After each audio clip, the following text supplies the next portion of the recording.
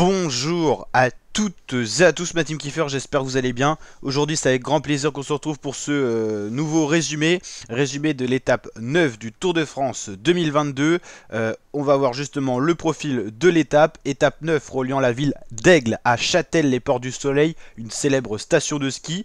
A noter que l'arrivée finale n'est pas située réellement au sommet d'un col. Le dernier gros col c'est le Pas de Morgin, 15 km 4 à 6% de moyenne, avec une petite descente et un faux plat montant pour arriver à Châtel-les-Ports-du-Soleil à 1297 mètres d'altitude. A noter qu'on aurait eu le col de la Croix juste avant, 8 km à 7,6% de moyenne, ça en fait le col le plus dur de la journée par les pourcentages. En deuxième catégorie juste avant, il y a le col des Mosses, long, 13 km, mais sur des pentes roulantes, 4% de moyenne. On voit bien ceci se dessiner sur le profil. Et côte de Bellevue, 4 km 3, 4% de moyenne. Voici pour les difficultés, avec donc, comme vous le comprenez, pas mal de points attribués pour le maillot du meilleur grimpeur, le maillot à poids, qui était sur les épaules de Magnus Cort Nielsen, le Danois, au début de cette étape. 90% de l'étape quasiment en Suisse pour une arrivée donnée en France au bout de 192,9 km, étape assez longue, assez difficile. C'est pas les cols les plus durs, mais c'est une étape ouverte pour les baroudeurs. Justement, une sacrée échappée s'est dégagée, on la voit justement à l'écran. On va justement aller voir l'identité des coureurs, tandis qu'on a un peloton plutôt groupé à l'arrière avec quand même des coureurs en difficulté, notamment tous ceux qui sont malades, les Ben O'Connor, les coureurs de la Cofidis qui sont pas très en forme. Le maillot jaune plutôt tranquille, bien épaulé par sa UAE Team Emirates à 2 minutes 20, l'échappée devant. Le peloton quand même étiré, ça roule fort. Pourquoi? Parce qu'on a un homme dangereux à l'avant, c'est Rigoberto Urán. Rigoberto Urán qui a 3 minutes au général, mais qui est dans l'échappée. Donc dans l'échappée, on peut retrouver notamment le maillot vert Wout van Aert qui allait prendre des points au sprint intermédiaire de Sam Sales ici.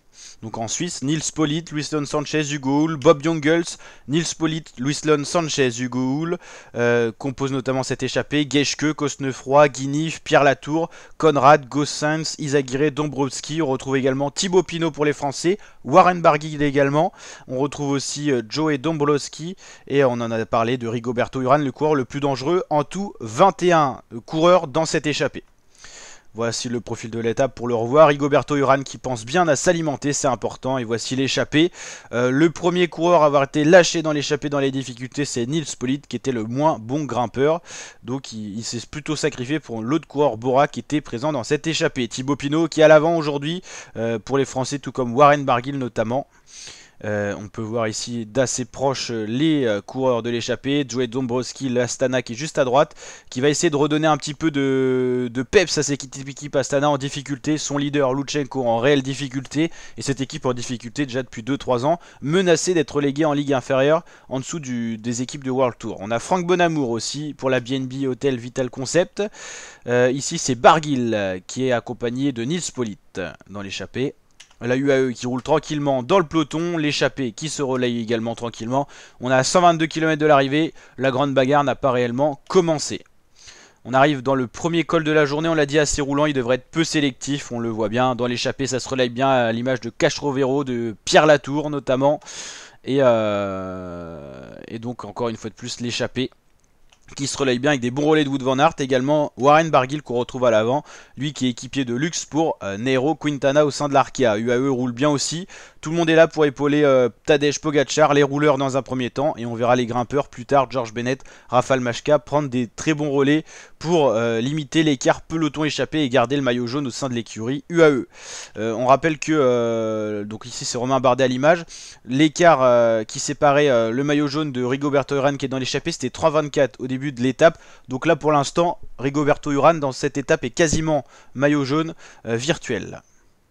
Ça l'a été à plusieurs moments. On a un homme qui s'est isolé en tête, notamment dans la descente, c'est Bob Jungels qui était parti avec Simon Geschke.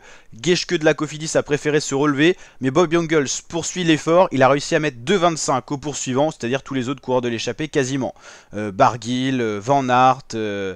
Voilà, un coureur de la Intermarché. Du côté de Van Aert, on va se relever pour alimenter en bidon Primoz Roglic. Donc on a compris que ça va être compliqué de rentrer sur Bob Jungels. UAE qui roule bien dans le peloton. 2,47, c'est l'écart entre Bob Jungels tout seul en tête et le peloton. Les poursuivants sont à une quarantaine de secondes devant le peloton, donc on comprend bien que ça va être compliqué. Warren Barguil qui se relève également dans le groupe de poursuivants, mais c'est Thibaut Pinot qui décide d'attaquer dans l'échappée pour relancer tout ça. Il a une 56 derrière Bob Jungels, une quarantaine de secondes devant le peloton des favoris. Thibaut Pinot il y croit, il veut peut-être aller chercher des points pour le grimpeur. Il est lancé à la poursuite de l'homme qui est tout seul en tête, c'est le luxembourgeois Bob Jungels. 4 km 9 du sommet, 53 secondes de retard sur Bob Jungels, on peut y croire du côté de Thibaut Pinot qui revient petit à petit, mais Bob Jungels qui pioche, qui essaye de poursuivre son effort.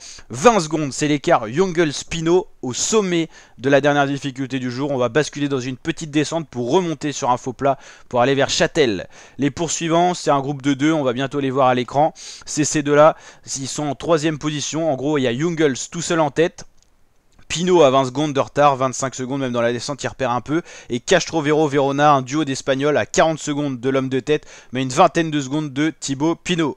Là, on est dans les 500 derniers mètres et Bob Jungels est bien parti après 2-3 ans de galère chez AG2R La Mondiale, sans succès, sans grande forme, d'aller s'imposer sur une grande étape du Tour de France. Et c'est fait, il le sait, Bob Jungels, il va pouvoir savourer ses derniers kilomètres. Vincent Lavenu, le directeur sportif de la AG2R, doit être content dans la voiture. C'est fait pour Bob Jungels. Par contre, pour la deuxième place, c'est pas donné pour Pinot. Il y a le duo Verona-Castrovero qui est en train de revenir, c'est surtout Castrovero qui fait le rythme d'ailleurs.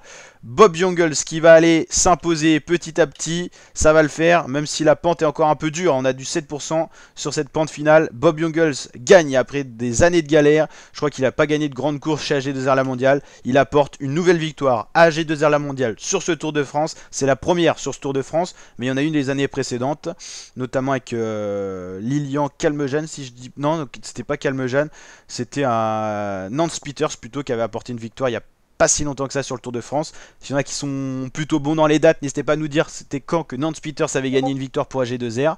Thibaut Pinot s'est fait doubler par le duo espagnol, il n'a pas essayé de s'accrocher. Castrovero va aller chercher la deuxième place, c'était le plus fringant des poursuivants. Verona va faire 3 et Pinot va faire 4. Et déjà derrière c'est Tadej Pogacar qui arrive, qui a relancé dans le peloton, suivi de Jonas Vingegaard.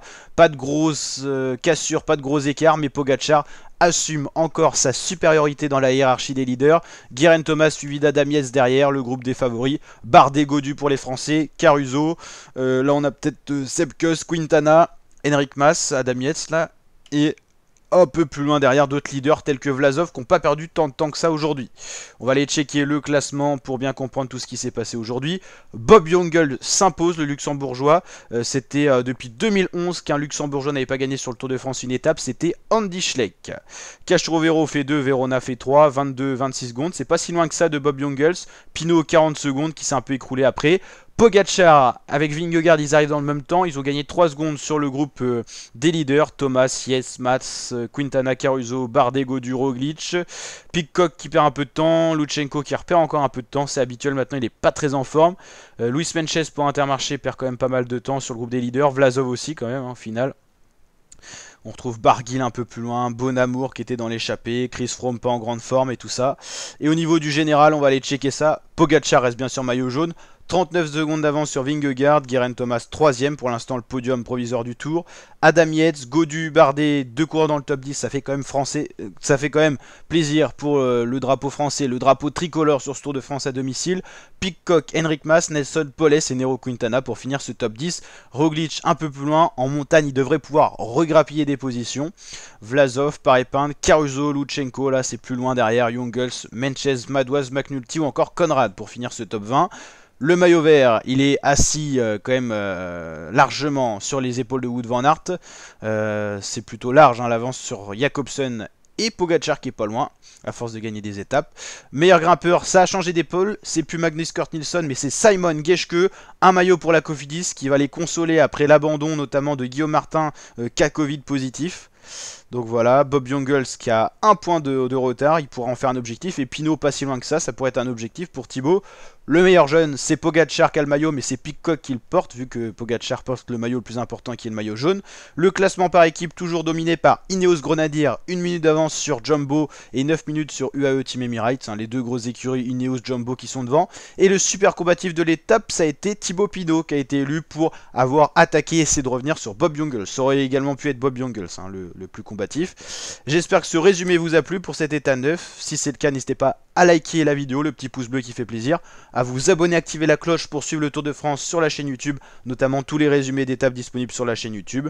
Et on se retrouve aussi pour une deuxième vidéo dans la soirée pour refaire un petit peu le point sur le Tour de France et également parler de notre plateforme de pronos. Donc n'hésitez pas à vous abonner, activer la cloche pour suivre tout ça. Comment jouer en même temps au Tour de France? N'hésitez pas à aller checker et découvrir ça sur ma chaîne YouTube, notamment dans les vidéos avec secup.io. Allez, ciao ma team, à très bientôt.